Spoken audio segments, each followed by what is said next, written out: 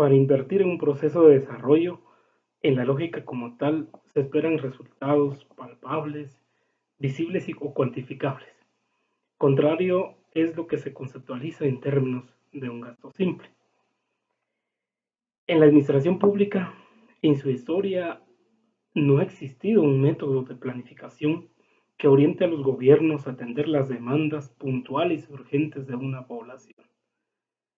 Por ende, se proyectan y se ejecutan presupuestos en proyectos determinados sin rumbo de solución a algún problema que aqueja a una sociedad. ¿Cuánta necesidad no existe en los contextos de vida de los pueblos? Sin embargo, no ha existido una mentalidad de los gobiernos para erradicar problemas de fondo, sino más bien se construyen procesos de desarrollo a conveniencia o por intereses particulares. Es lamentable decirlo y mencionarlo, pero no ha existido hasta al menos hasta en estos días un gobierno que se proyecte realmente un desarrollo que beneficie o que solucione un problema de las sociedades o de las comunidades. Afortunadamente, Guatemala ha tenido la oportunidad de contar con instituciones, con personas, con expertos o con países que han venido a fortalecer un sistema de gobierno democrático y participativo.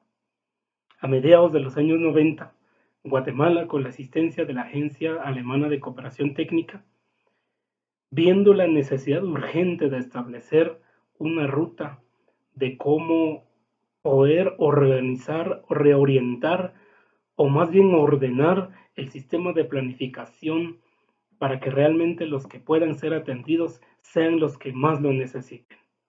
En ese sentido, Guatemala con la agencia alemana establecen normas y bases de un sistema nacional de inversión pública, lógicamente con la experiencia que ellos ya traían.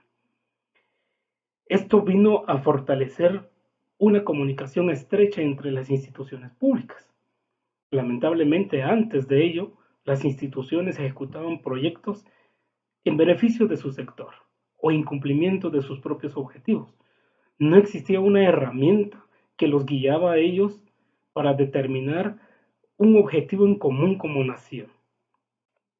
Con el sistema que se vino a implementar, vino a fortalecer la comunicación entre los escalones, entre las políticas de gobierno, tanto de un gobierno central como con los gobiernos locales y regionales. La programación de las inversiones fue mucho más eficiente. La asignación de recursos a los proyectos que en su momento presentaban rentabilidad social y se concretaban en la inversión por medio de la ejecución de proyectos que vendrían a desarrollar como tal la vida de los ciudadanos. En efecto, a partir de ello se han implementado acciones generales de ordenamiento y ubicación de rutas claras de planificación, y que los cuales se han alcanzado resultados más notables que años anteriores, pues se tuvo que hacer mayor proyección de resultados al considerar las áreas geográficas y sus contextos, las cuales se convirtieron en elementos fundamentales y determinantes para el diseño y elaboración eficiente de una planificación estratégica de desarrollo. Y junto a ella, el fortalecimiento de la participación ciudadana ha recobrado trascendencia. Si revisamos un poquito la historia en los últimos años, en el 2002, se establece el trío de leyes que vendrían a fortalecer este tema de participación ciudadana. La ley de descentralización, el código municipal y la ley de los consejos de desarrollo urbano rural. Un sistema en donde la priorización de las necesidades surgen desde los sectores, desde las comunidades más vulnerables, presentarlo ante el segundo nivel, que es el Consejo de Desarrollo Municipal, priorizarlo, elevarlo al Consejo de Desarrollo Departamental para luego que sea considerado en el proyecto de nación. En ese sentido, una buena planificación se debe tener en cuenta el conocimiento de los contextos de vida de la población. Es decir, si para invertir en proyectos de salud y educación, primero es necesario identificar la prioridad del sector. priorizarlo, gestionarlo y ejecutarlo. Esto sería todo un proceso que debe tomarse a través de los mismos sistemas de consejo de desarrollo de lo que ya sabemos.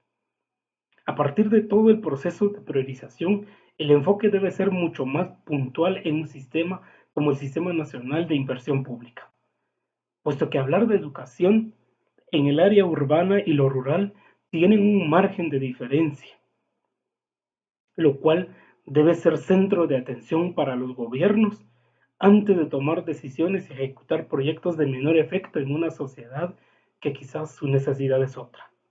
Entonces, al implementar el Sistema Nacional de Inversión Pública en las instituciones de gobierno de Guatemala, se convierte en la principal herramienta para superar las debilidades que presenta un proceso de inversión pública, asimismo como el fortalecimiento de instrumentos de planificación, programación de la inversión que realizan los gobiernos con su población. El Sistema Nacional de Inversión Pública no es más que un instrumento que permite transformar las ideas en proyectos concretos y que funciona considerando el ciclo de vida del proyecto. Y además, sus resultados son mucho más, puesto que la prioridad surge desde las necesidades, es decir, desde las comunidades, en donde se realizan las priorizaciones. Entonces, la descentralización en la priorización de atención a las necesidades surte efecto con la participación de comunitarios, autoridades de diferentes niveles para llevar a cabo los proyectos de beneficio colectivo.